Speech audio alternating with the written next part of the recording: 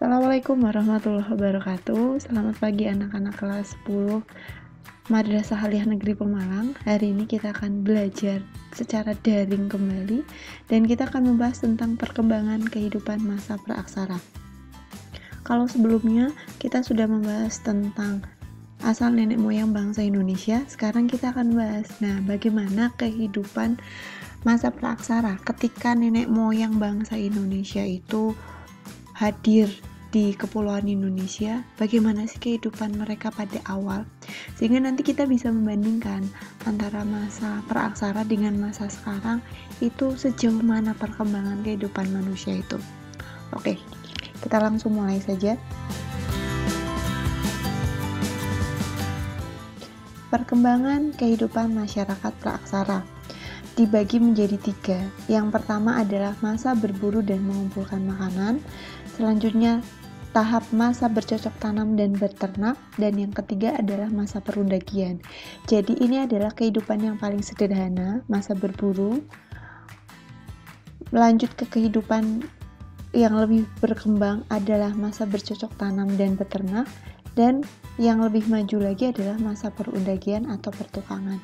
Kita akan bahas satu persatu. Yang pertama adalah masa berburu dan mengumpulkan makanan.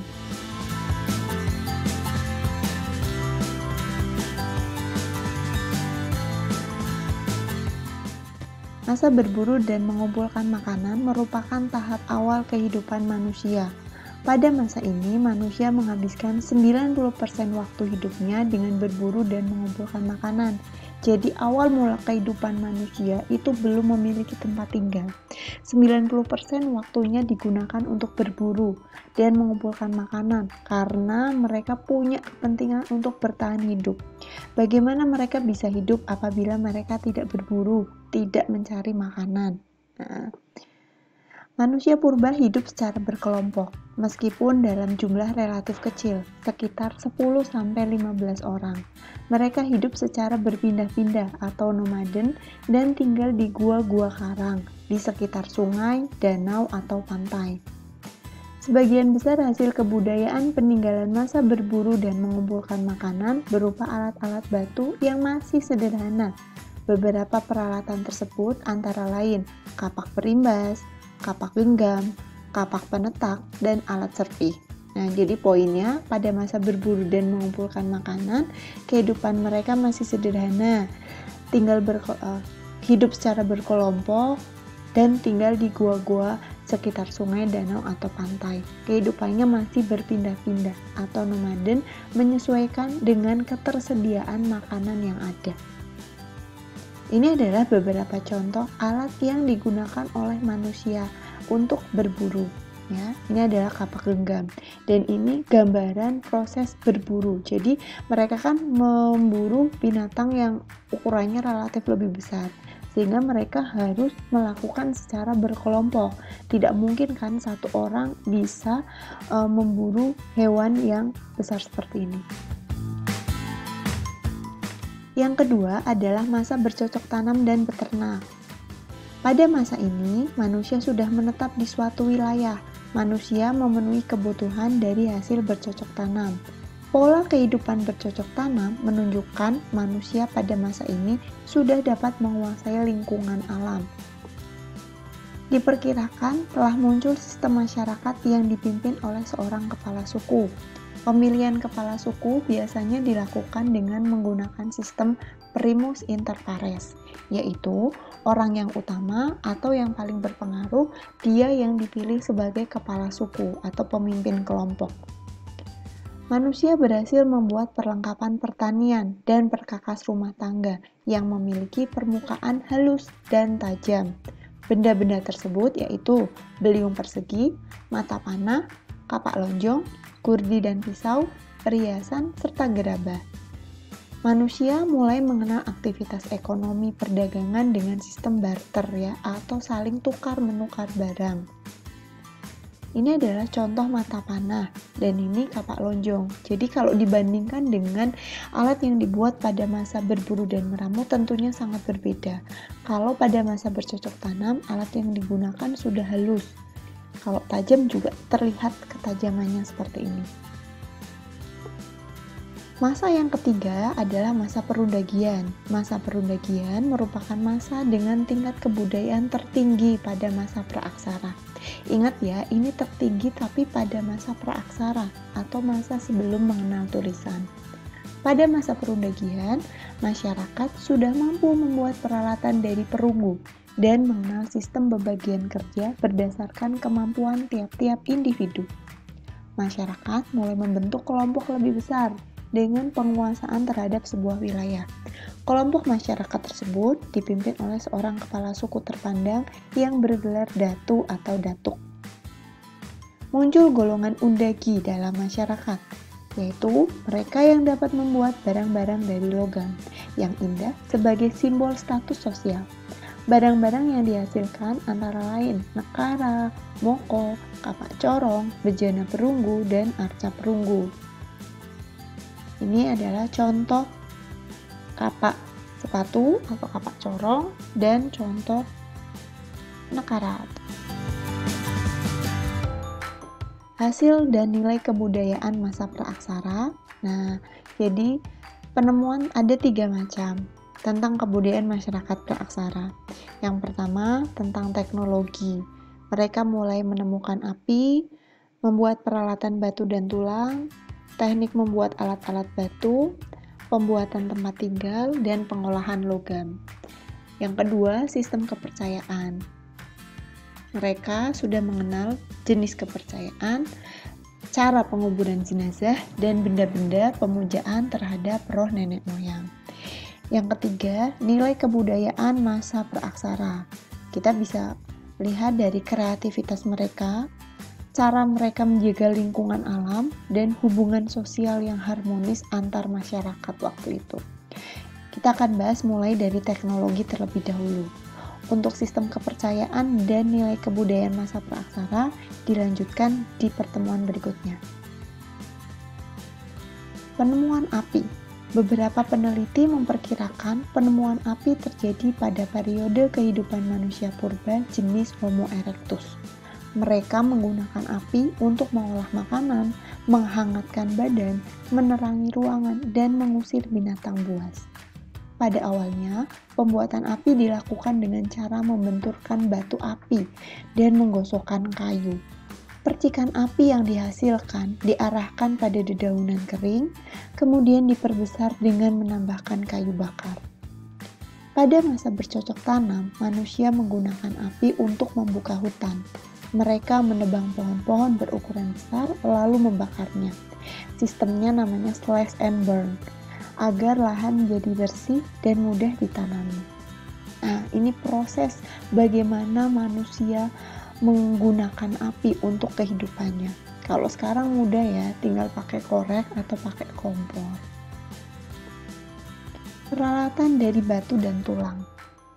Kebudayaan yang mengembangkan peralatan dari batu dan tulang di Indonesia terbagi menjadi 2, yaitu kebudayaan Pacitan dan kebudayaan Ngandong. Kebudayaan Pacitan identik dengan alat-alat batu berupa kapak perimbas atau chopper. Tempat penemuan tradisi kapak perimbas antara lain Pacitan, Jawa Timur, Lahat, Sumatera Selatan, Awang Bangkal, Kalimantan Selatan, Sukabumi, Jawa Barat, dan Gombong, Jawa Tengah. Kebudayaan Ngandong identik dengan peralatan yang terbuat dari tulang, tanduk, dan duri ikan. Oleh karena itu, kebudayaan Ngandong disebut kebudayaan tulang. Nah, jadi kalau Pacitan itu batu, Ngandong tulang, ya. Teknik pembuatan alat dari batu. Bagaimana caranya sih? Teknik pembuatan alat-alat batu yang digunakan pada masa praaksara yaitu dengan teknik pemangkasan, teknik Levallois, dan teknik upam. Teknik pemangkasan dilakukan dengan cara memangkas batu menggunakan martil batu untuk memperoleh bentuk permukaan yang tajam dan bagian pegangan. Teknik Levallois adalah teknik membuat alat serpi batu yang menghasilkan dataran pukul berfaset atau berbidang-bidang. Di Indonesia, penggunaan teknik Levallois ditemukan pada peninggalan alat serpi dari kebudayaan Pacitan. Teknik upam adalah teknik mengasah batu untuk mendapatkan alat-alat yang bentuknya halus. Alat yang digunakan untuk mengasah biasanya berasal dari jenis batuan andesit. Nah, ini adalah cara pemangkasan. Sedangkan yang ini teknik levalois atau membuat alat serpih batu. Pembuatan tempat tinggal. Tempat tinggal mulai dikenal manusia purba setelah hidup secara menetap atau sedenter. Tempat tinggal manusia pada masa praaksara berkaitan erat dengan penemuan Jochen Modinger dan Abrieseros. Jochen Modinger berasal dari bahasa Denmark yang berarti sampah-sampah dapur. Jochen Modinger merupakan timbunan atau tumpukan fosil kulit kerang dan siput yang menggunung. Berbagai peninggalan manusia purba ditemukan di sekitar Jochen Modinger, seperti kapak genggam dari zaman Paleolitikum. Ini contohnya ya, bukit kerang atau bukit sampah dari kulit kerang yang dinamakan Jochen Modinger. Yang kedua, Abrieseros adalah gua yang menyerupai ceruk pada batu karang. Gua-gua ini pernah dijadikan tempat tinggal manusia purba karena berfungsi sebagai tempat perlindungan dari cuaca dan binatang buas. Jadi mereka bertempat tinggal di sini, namanya Abrieseros. Pengolahan logam. Teknik pengolahan logam yang berkembang di Indonesia berasal dari kebudayaan Dongsong yang dibawa oleh bangsa Deutero Melayu, seperti pembahasan minggu kemarin. Sebagian besar peralatan logam terbuat dari perunggu, berupa campuran antara timah dan tembaga. Masyarakat pada masa praaksara mengenal dua teknik pengolahan logam perunggu, yaitu teknik asair perdu dan teknik bivalve. Teknik asair perdu disebut teknik cetak lilin, karena model dari tanah liat yang akan dicetak dilapisi lilin. Teknik asair perdu digunakan untuk membuat benda-benda perunggu yang memiliki bentuk dan hiasan rumit. Teknik bivalve disebut juga teknik stangkup karena menggunakan dua keping cetakan yang terbuat dari batu. Cetakan ini dapat dipakai berkali-kali sesuai kebutuhan. Nah, ini yang menggunakan teknik asair perdu. Sedangkan ini yang menggunakan teknik bivalve. Jadi kita bisa lihat. Kalau teknik asair perdu, jadi ini menggunakan teknik cetak lilin ya. Jadi pertama membuat model terlebih dahulu dari tanah liat. Kemudian dilapisi dengan lilin. Setelah itu dituang perunggu. Dituang perunggu sehingga akan terbentuk seperti ini. Nah, tanah liatnya nanti akan hancur dan jadilah seperti ini biasanya.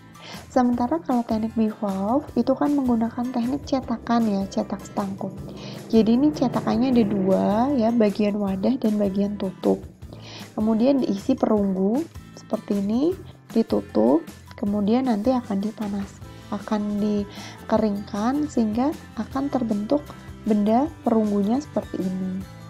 Nah, nanti cetakan ini bisa digunakan berulang kali. Tapi kalau yang teknik asair perdu atau cetak lilin itu hanya satu kali pakai. Nah, sampai itu dulu penjelasan dari Bu Dewi. Untuk jenis-jenis kepercayaan kita akan lanjutkan di pertemuan berikutnya. Terima kasih. Setelah ini silahkan kalian membuat resum di buku catatan kalian. Sekian, wassalamualaikum warahmatullahi wabarakatuh.